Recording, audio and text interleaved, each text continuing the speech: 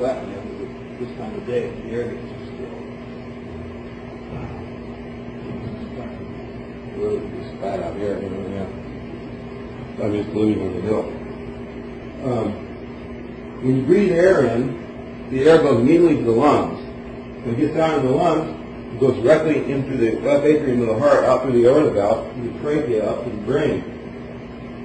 The size of the arteries from the lungs to the brain are very large, up to a quarter of an inch in diameter. As soon as you get to the brain, you realize this is the flow of oxygen, life force into your body. As soon as you get to the brain, the arterial size of the brain is reduced down to a millionth of an inch. See? So what happens is the brain becomes a strainer, and it starts straining. So over a period of a lifetime, all the shit that's in the air, in your blood, ends up in your brain. It shuts down your brain. First part of your brain to go is your cerebellum. Means you can't stand on one foot, you can't touch the ground, and come back up, and walk around backwards. Things I can still do, what I did when I was a kid when I played hockey. Most people can't do that, okay? Because the cerebellum is damaged.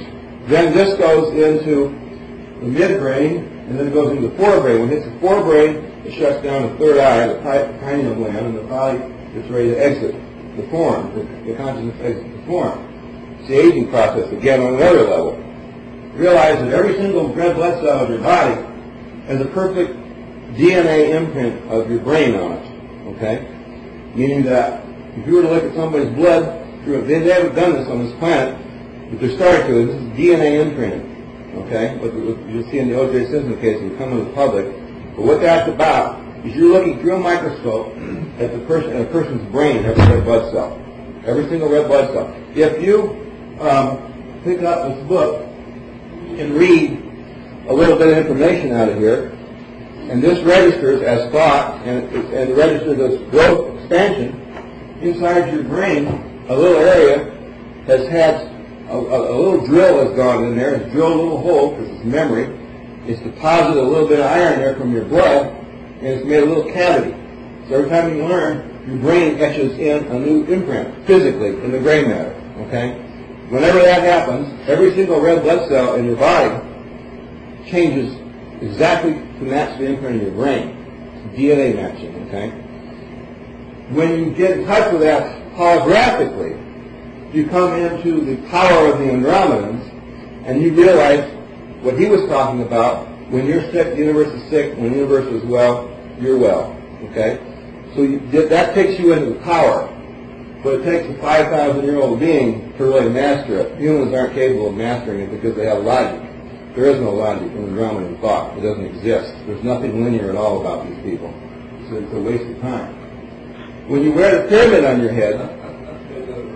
Yeah, exactly. If you're talking about mental... Yeah, exactly. Yeah, everybody can. But we were trained not to. You know, you cut a tail off a lizard, and it grows back. Nobody told you couldn't grow a tail back. Chop a man's arm off, he can still feel where the arm was, but it doesn't grow back because some idiot somewhere back in the DNA told man that if he lost his arm, he couldn't have a new one. You know, brain cells. I've taught my brain cells. I can reproduce my brain cells. I try to tell you that you destroy your brain cells. Bullshit. I put more poison in my brain, more alcohol, more drugs than 10 people. I've done 10 people on every level of poisons, and my brain is better than most because I made my brain whole again. I wouldn't accept this bullshit damage. I remember damaging myself. I remember being screwed up. I remember short-term memory loss, but that all went away when it was supposed to. Oh yeah. Chew it up. Nothing. Yeah. Again, it's just like it gets rid of headaches. Acid gets rid of headaches. I mean, I take acid now, nothing happens. I used to take 50 or 100 hits, and when I was really into it, trying to get that final. You just have a lot of clinics for Yeah, great for headaches. But I mean, the average person is full of bullshit. That's all they see is bullshit. They go on a bullshit trip, you know. But anyway, yeah. So anyhow, when you put the pyramid on your head, what it does is it starts vibrating your head, and it cleans all that stuff, that accumulation, that residue, and so your brain starts to function again, okay? The stronger the pyramid, the quicker it cleans your brain out. The power one, what I've done, a silver one, works the best, okay? A lot of times you're going to get a headache when you put a silver power dome on. That's because all the stuff is going back into your blood and going down to your liver. When it gets down to your liver, it's called a friendly headache syndrome. Okay? Very important to wear a pyramid as much as possible. The nuclear receptor does not do that. It doesn't even phase the brain. The receptor works on the DNA. It works on the integrity of the life force. And each one of these things is life extension. Each one of these things is another area of the body to study. We put these on a class up in the University of California, Santa Barbara. And you know, the problem with colleges, and I've been to enough of them, is that the material is for consciousness of a caveman. So that these progressive students that are up there don't want this material. So everybody does drugs and spaces out in school. And then, of course, they jack the price up and try to force people out. Like they're doing, raising the university rates completely out of sight. The whole collegiate system in the world sucks. I mean, that's the best way I could describe it. So we took a class at Santa Barbara and put pyramids on their heads and made them wear it for a whole semester. We raised the grade point of the class 1 point. We went from a B- class to a B. I think we went to a B or a B+. The whole grade point went up. When we were doing this, I used to work in universities all over the country with pyramids, and so we performed millions of tests. Amherst College offered me a very large grant, but I told them that when I was back there lecturing, teaching their professors, because I usually educate professors and PhDs, I told them that the only reason I wouldn't go to Amherst is I quit when I lived in Ann Arbor and I shoveled too much snow. And Buckminster Fuller was the guy that offered the grant. It was a real honor to have Bucky Fuller before he died offered me a grant at his school, because that was his school. It was a pre-med school for MIT and Harvard. But anyhow, at the University of California, when I was working with them, we had a school system at San Luis Obispo, a school system up there, and we had a teacher in there using them in his class. We had the Wilton School up in L.A. using them for kids on rhythm and stuff, you know, because they get hyperactive. So we used to use this. So anyhow, I get this call at 2 o'clock in the morning from Sky Lewis, a teacher up at this Orchid Union School. This is San Luis Obispo. It's called Orchid Union School. He calls me out and says, "We've had a miracle happen here in class." And I says, "What do you mean?" He says, "A little kid by the name of Stan Holmes, he's 9 years old. He's had a grand mal seizure since birth, and he's been wearing your pyramid. And we weren't sure what was happening, but after he's been wearing it a month now, for the last 2 weeks, the kid hasn't had a seizure. And we know it's a pyramid. And the kid even was dyslexic, and now he could write. He started writing normally, and he wrote me a testimonial, which is in my book, Death of Ignorance.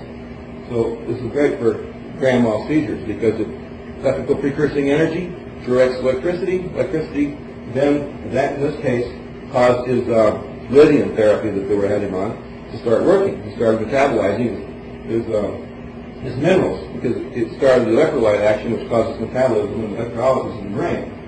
This is good for cocaine babies, too, and also for cocaine mothers, you know, if they have to do that drug. It helps them give birth to a normal child, yeah.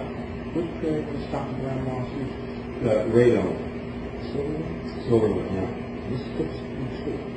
The gold-plated one, is a tranquilizer, because it only stimulates the chakras in the body that are related to gold. And the silver one relates chakras to silver, because each chakra, each endocrine gland has different doors on it, vibration. So different metals in the pyramid turn on different valves and turn on different switches in the body. Okay. Another example, an extreme example of a consciousness change in an individual. In 1979, we were at Portland Hilton in Portland, Oregon, and we were doing a National Health Federation show. This was 1979. We had just invented the radome. We used to sell the pyradome, radome, and firedome. We didn't have any power dome in those days. For $29.95, $39.95. I don't know. We used to sell all three of them for $40, $39.95. That's when gold was $125 an ounce. It's $500 now. This little, very attractive housewife keeps hovering. I had a business suit on, short hair, and so I looked like a Mr. Straight with a pyramid on, you know.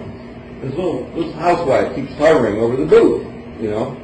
And at that time, I was married to a lot of mother. The girl that was at the house last night, her mother was there, and she had a pyramid on, and everybody in the whole goddamn hotel had it on. The National Health Federation had them on because they all were into it. And this woman keeps hovering, you know. And I said to her, "Lady, what's your problem? You need a pyramid."